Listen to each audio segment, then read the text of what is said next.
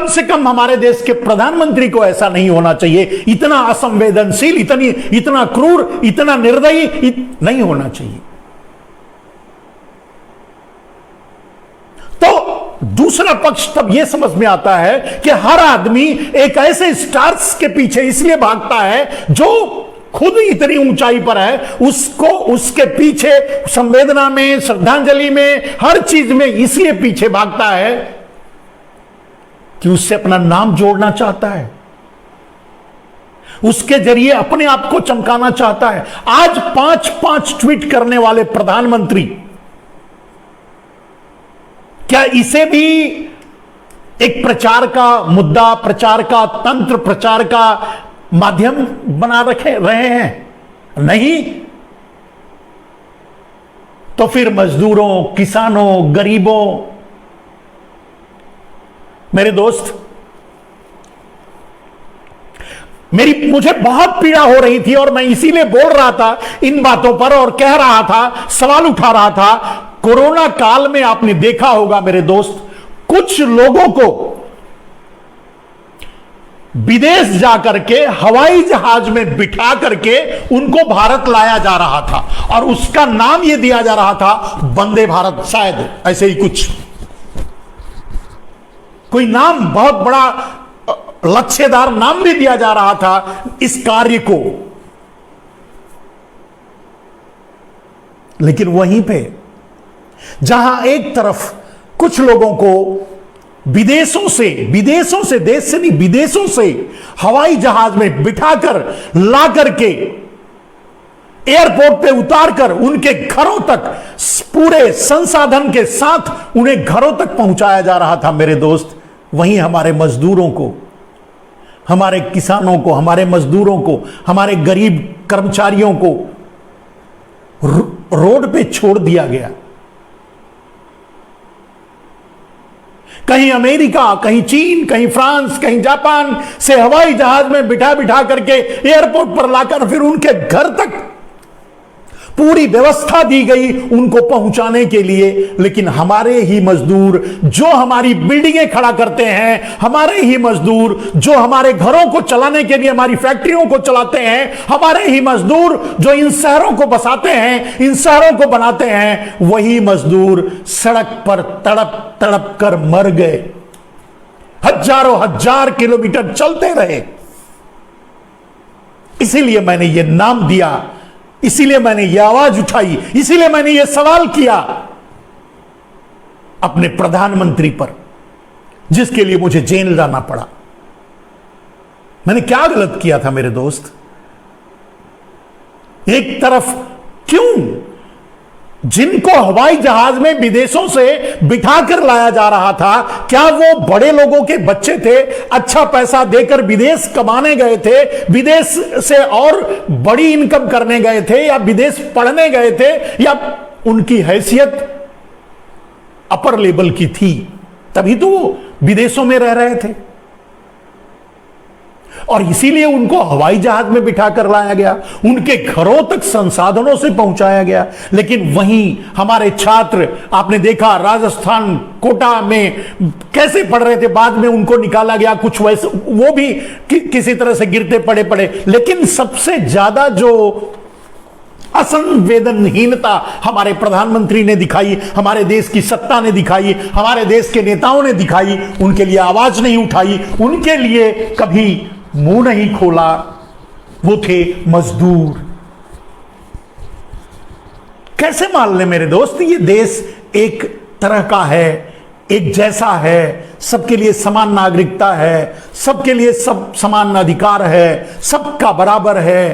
पता नहीं कैसे मान लूं, पता नहीं आप मानते होंगे, मैं नहीं जानता, लेकिन मुझे तो नहीं समझ में आता। मुझे तो किसी एंगल से ऐसा नहीं दिखता। अगर दिखता, अगर होता तो ऐसा नहीं होता कि हमारे मजदूर लावारिस ट्रेनों के नीचे कटकर मर गए। और उसी पीरियड में, जिस पीरियड में विदेशों से हवाई जहाजों में बिठा करके बच्चों को या आम आदमियों को या जो भी वहां थे धनाढ्य परिवार के परिवार को, बच्चों को, व्यापारियों को बिठा बिठा करके लाया जा रहा था और घरों तक पहुंचाया जा रहा था।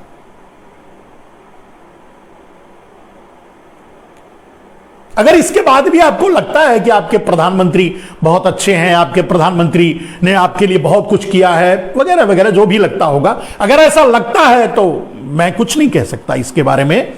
मेरे दिमाग में, मेरे जहन में जो सवाल थे मैंने आप तक पहुंचाए।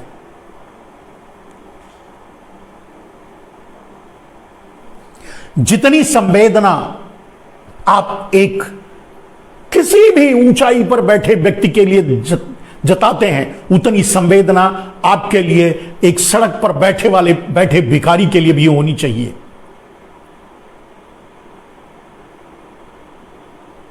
वो ये देश कब देखेगा मैं नहीं जानता, लेकिन जब तक आम आदमी, हर आदमी में ये भावना, ये संवेदना नहीं जागेगी, नहीं रहेगी, तब तक ऐसे ही अन्याय होता रहेगा, ऐसे ही गलत होता रहेगा, ऐसे ही आपको कुचला जाता रहेगा। कहने का मतलब यह है कि हमारे 95% लोग एक्सपेंडेबल हैं, उन्हें खर्च किया जा सकता है, उन्हें मरने के लिए छोड़ा जा सकता है।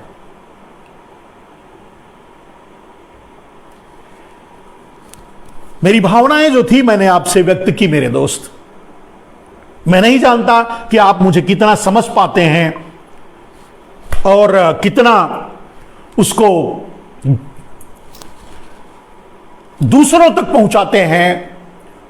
अगर आपको मेरी बात समझ में आए, मैं हमेशा आज मैं भी लता जी को श्रद्धांजलि देने के लिए मैंने आपसे कोई भी जो रूटीन बातें करता हूं कि इसे लोगों तक पहुंचाइए, लोगों तक शेयर कीजिए, ग्रुप में शेयर कीजिए, कम से कम अपने टाइमलाइन पे पहले ही शेयर कर लीजिए, ये सारी बातें कुछ नहीं कहा। आप खुद ही समझदार हैं, आप जरूर इस जिम्मेदारी को निभाएंगे मेरे दोस्त।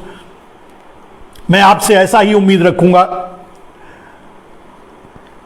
रवीन वर्मा जी जुड़े हुए हैं। रवीन वर्मा जी मेरे मित्र हैं।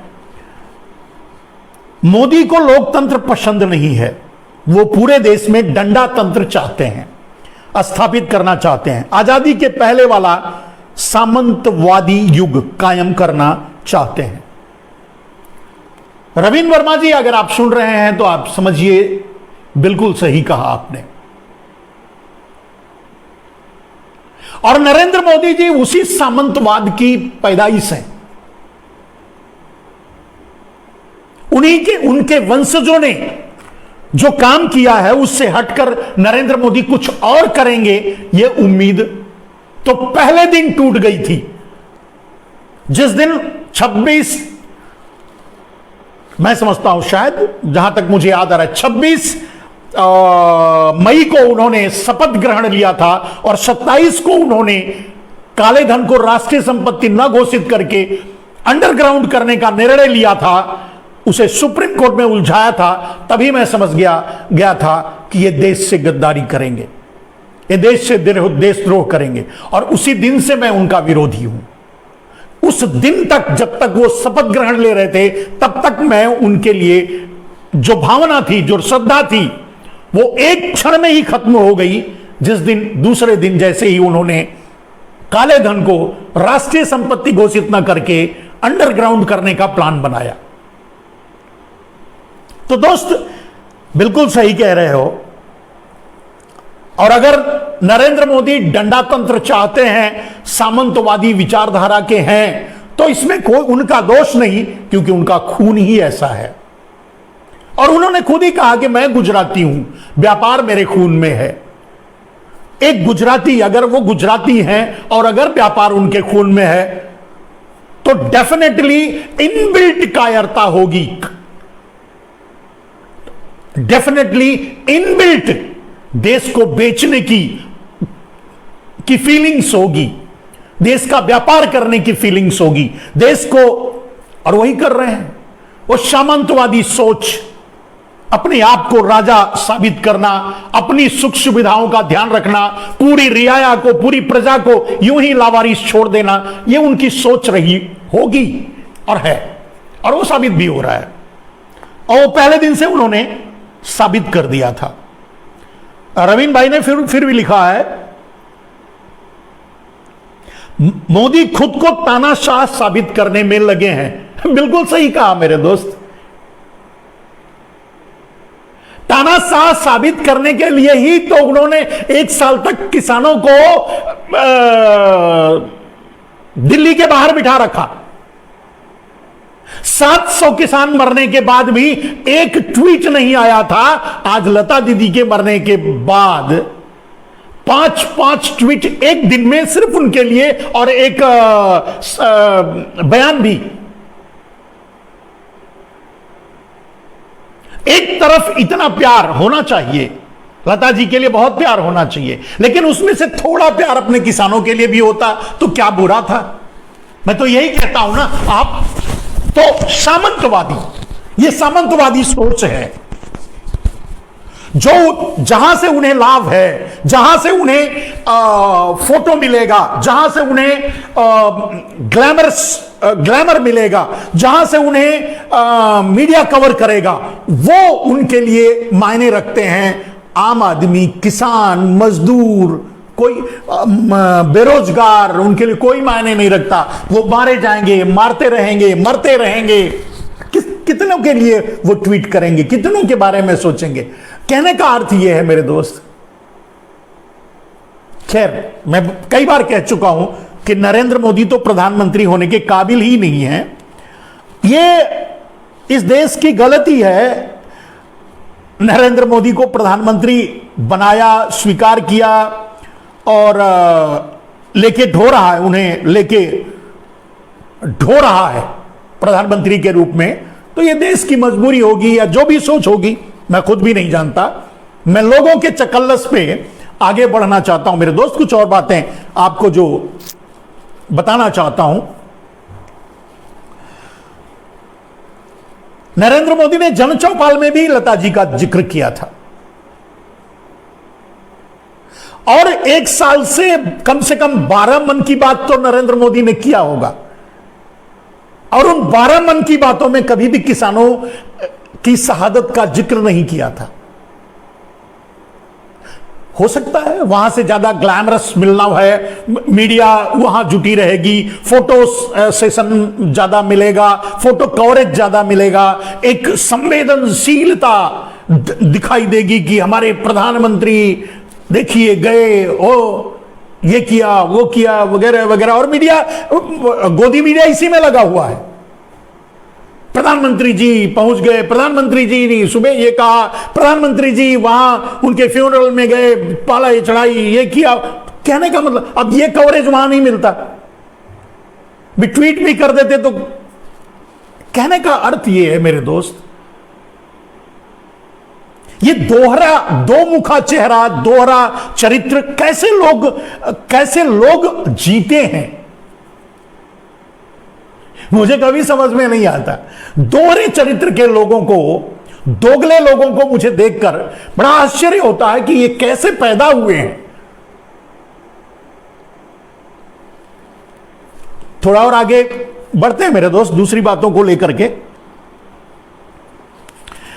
अमित शाह ने भी कुछ कहा, तो मैं अमित शाह ने आज कहा कि उनकी आवाज का कोई धर्म, मजहब और सीमाएं नहीं थी। लता जी के लिए लिखा है, अमित शाह जी ने कहा है मीडिया में, कैमरे के सामने। ठीक है, अमित शाह जी, अगर यही भावनाएं पूरे देश के लिए हो तो कैसी? यही ज्ञान जो लता जी के मन में, जो लता जी के बारे में आप कह रहे हैं कि लता जी के मन में, माने लता जी के लिए आपने कहा कि उनकी आवाज का कोई धर्म, महत्व और सीमाएं नहीं थी। मजहब, धर्म से कोई मतलब, उनके आवाज का कोई मतलब मजहब, धर्म वगैरह वगैरह से नहीं था। अमित शाह जी, यूं तो राजनीति में भी यही होना चाहिए, लेकिन इसका क्या किया जाए कि आपका और नरेंद्र मोदी का मात्र ही एक लक्ष्य है, हिंदू मुसलमान का मुद्दा। हिंदू मुसलमान का टारगेट पर होता है, हिंदू मुसलमान को आमने सामने करना आपका लक्ष्य होता है, आपकी योजना होती है, आपका कार्य होता है। कभी आप भी इस पर गहराई से मनन किया करो, कभी आप भी सोचा करो कि राजनीति में हो आपको भी कुछ इसी तरह की सोच रखनी चाहिए जो आप लता जी के बारे में कह रहे हैं। और जो आप लता जी के बारे में कह रहे हैं, क्या सचमुच वही सोच आपकी है? अगर वही सोच आपकी, आपके प्रधानमंत्री की, आपके बड़े भाई की अगर वही सोच होती तो सीए आंदोलन, क्या कहते हैं, एनपीआर या क्या बोलते हैं, नेशनल समथिंग, वो क्यों आया? खैर, आपसे वो उम्मीद भी नहीं करता मैं, क्योंकि आप अंग्रेजों के जनरेशन को ढो रहे हैं, जेनेटिक सिस्टम को ढो रहे हैं। तो क्रोनोलॉजी के, आपकी भाषा है तो क्रोनोलॉजी के अनुसार आपका जो टारगेट होता है वो फूट डालो राज करो। अंग्रेजों का ब्लड जो आया है आपके पीछे बहते हुए, उससे आप प्रभावित हैं, इन्फेक्टेड हैं, ऐसा कह सकते हैं। तो अंग्रेजों के ब्लड से इन्फेक्टेड हैं, तो आपका मूल उद्देश्य ही होता है फूट डालो राज्य करो, कीजिए। लेकिन लता जी के लिए जो आपने कहा, ये बिल्कुल सही कहा। अपने लिए भी यही बात सोचना। और वही बात मैंने लिखा मेरे दोस्तों, नेता, अभिनेता, मीडिया, गोदी मीडिया, सबने लता जी को याद किया, सबने। मीडिया, गोदी मीडिया, दोनों कह रहा हूं मैं, ध्यान रखिएगा, मीडिया, गोदी मीडिया, दोनों ने, प्रिंट मीडिया वगैरह वगैरह जो भी आएगा, सबने याद किया। लेकिन ये संवेदनशीलता मैं अपने किसानों के लिए चाहता था, अपने मजदूरों के लिए चाहता था, अपने उन छात्रों के लिए भी चाहता था जो बेचारे पीटे जा रहे हैं, अपने उस किसान के लिए भी चाहता था जिसे पीछे से आपके एक मंत्री का बेटा, अमित शाह जी, आपसे और नरेंद्र मोदी जी, आपसे कह रहा हूं कि आपके मंत्री का बेटा रौंद कर मार डालता है और वो आज भी मंत्री है।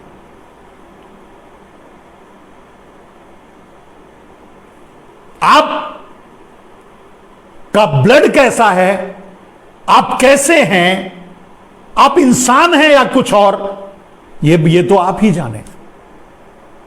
लेकिन कम से कम इतना तो हो सकता था कि अगर उसका बेटा, और वो चैलेंज करता है, वो आदमी टेनी चैलेंज करता है कि तुम्हें सबक सिखाऊंगा, और उसका बेटा रौंद के मार डालता है, उसी के कहने का पालन करता है, वो आज भी गद्दी पर बैठा है। संविधान में तो लिखा है कि, जैसा कि मैं पढ़ा हूं, आप भले ही चौथी फेल हो, मैं पढ़ा लिखा हूं, तो संविधान में तो मैं पढ़ा हूं कि अपराध करने वाले से ज्यादा अपराध के लिए उकसाने वाला या अपराध के लिए प्रमोट करने वाला, अपराध के लिए उसको ज्यादा सजा होती है। उसका बेटा भले जेल में है, लेकिन मैं तो समझता हूं सबसे पहले टेनी को जेल जाना चाहिए था, सजा उसको पहले होनी चाहिए थी, क्योंकि उसने प्रमोट किया, उसने ललकारा। और यह संविधान में यही है कि मारने वाले से ज्यादा ललकारने वाले को सजा होती है, ऐसा है। लेकिन ऐसा तो नहीं दिखता। आप तो उसे भी आज राजा बनाकर अपने बगल में बिठाए हुए हो।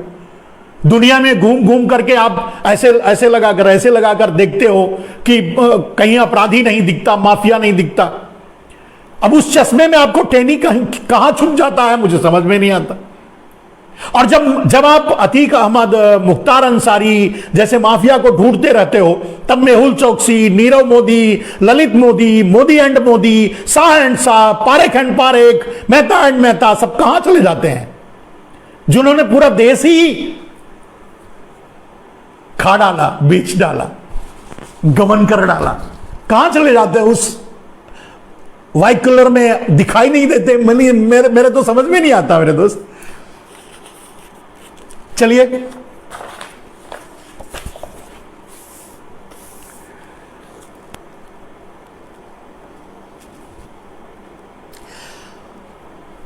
राकेश टिकैत ने आज एक मीडिया में कहा, मैंने कहा है कि आपको लोगों की मूल मूल बातें आप तक पहुंचाऊंगा और उसका अर्थ अपने तरीके से समझाऊंगा, तो वही बात मैं कर रहा हूं।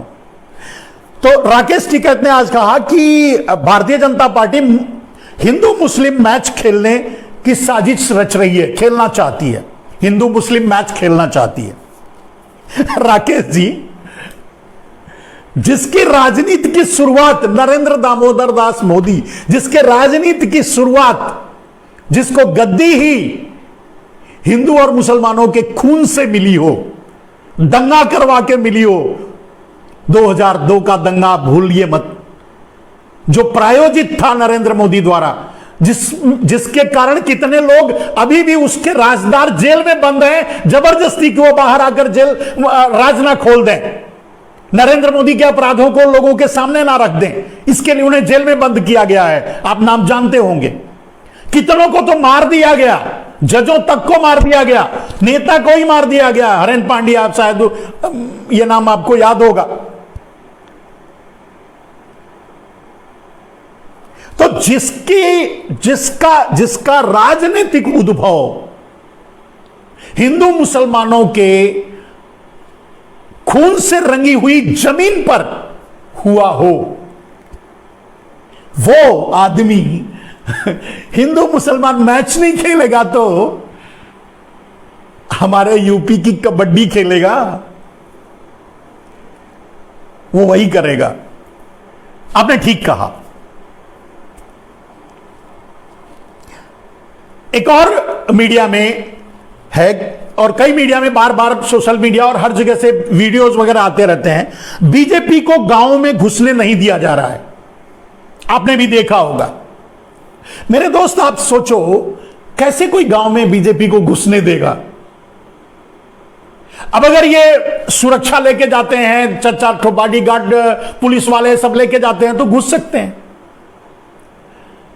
मैं कहता हूं कि जैसे ही आयोग चुनाव डिक्लेयर करे, आचार संहिता जैसे ही लगे, वैसे सभी नेताओं की सिक्योरिटी हटा लेनी चाहिए।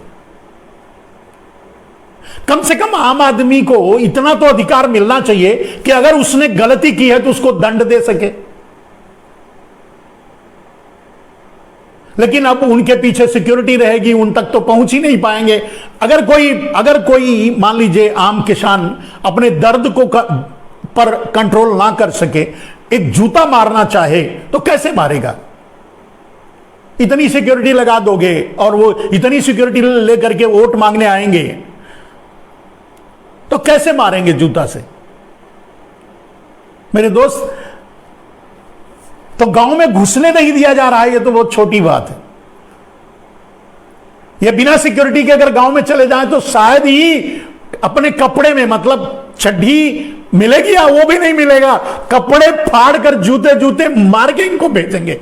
सिक्योरिटी के बिना जाके देखें, पुलिस के बिना जाके देखें, किसी गांव में भारतीय जनता पार्टी के नेता पुलिस के और सिक्योरिटी के बिना जाकर के वोट मांग के देखें, ना उनके तन पे कपड़े मिलेंगे, ना शरीर पर, कुछ नहीं मिलेगा। जूतों की माला पहनकर बिना कपड़ों के उस गांव से, हर गांव से बाहर आएंगे। लेकिन फिर भी संभावना है चुनाव जीतने की, और जीत भी सकते हैं। इसको मत समझिए,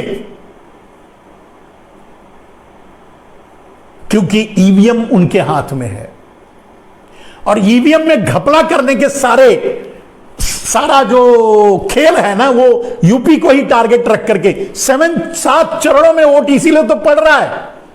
कितने दिन तक आप अपने क्षेत्र के वोट को बैठ करके वहां प्रशासन के साथ बैठ करके अगोरोगे, मतलब देखभाल करोगे?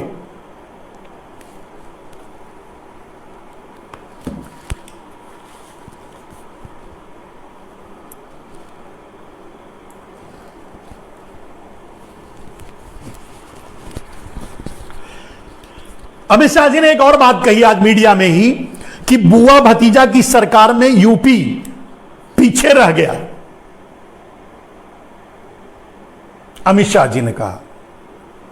तो मैं समझता हूं इन 5 सालों में जब मोदी जी की सरकार है, यानी डबल इंजन की सरकार है, तो उन्हें उनकी उपलब्धियों पर ही चुनाव कराना चाहिए, वोट मांगना चाहिए। फिर क्यों ये क्या बोलते हैं, ओवैसी को बलि का बकरा बनाते हैं, एक ड्रामा करते हैं, मेलोडियस ड्रामा क्रिएट करते हैं गोली चलवाने का, अपने आदमी को भेजकर गोली चलवाते हैं। क्यों ड्रामा कर, मतलब हिंदू मुसलमान पर क्यों वोट मांग रहे हैं, मंदिर मस्जिद पर क्यों वोट मांग रहे हैं, धर्म के नाम पर क्यों वोट मांग रहे हैं? और अगर विकास बुआ बबुआ के टाइम पे नहीं हुआ था, 5 साल में हो ही गया, तो फिर आपको तो किसी रैली की ही जरूरत नहीं, वोट तो लोग अपने आप दे देंगे। क्यों परेशान हो, क्यों दंगा करवाना चाहते हो, क्यों कैराना चले जाते हो, क्यों कैराना वालों को या कुछ लोगों को याद दिलाते हो कि, और क्यों आजम खान और अतीक अहमद की याद दिलाते हो, क्यों?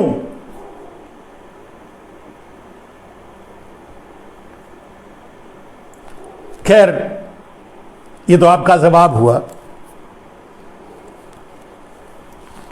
राहुल गांधी ने किसी मीडिया में कहा है कि मोदी पीएम नहीं राजा है।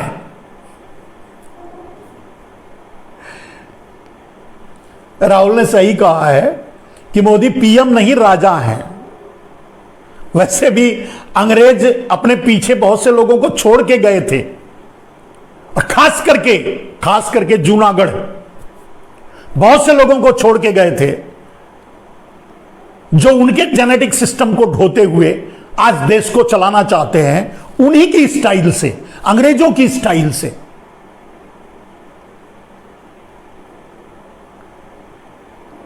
और राहुल गांधी जी, बड़े प्यार से मैं एक बात कहना चाहता हूं, आपके बारे में कहा जाता है राहुल जी की आप मतलब इटालियन मां की औलाद हो और भारतीय पिता और इटालियन मां के पुत्र हो, औलाद हो। लेकिन आप में मुझे भारतीयता ज्यादा झलकती है,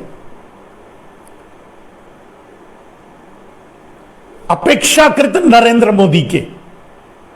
नरेंद्र मोदी से 100 गुना भारतीयता आपके अंदर है, और वो धीरे धीरे अब लोगों को समझ में आ रहा है, वो धीरे धीरे ये समझ में आ रहा है कि आपके अंदर भारतीयता है। और मैं समझता हूं कि धीरे धीरे ये देश ये मानने लगेगा, समझने लगेगा कि उसके पास कोई और विकल्प नहीं है कांग्रेस के अलावा।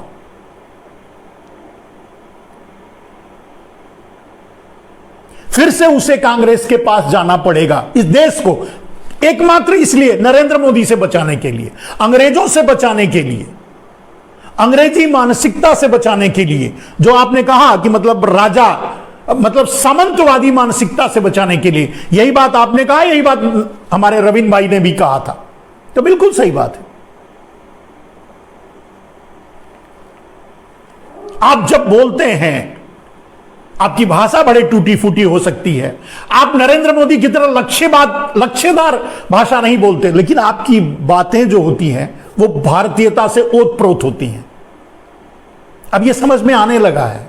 ये मैं अपने लिए नहीं, कि मैं क्या सोच रहा हूं ये नहीं कह रहा हूं, लोग सोचना शुरू किए हैं, ये लोगों की सोच को मैं रख रहा हूं।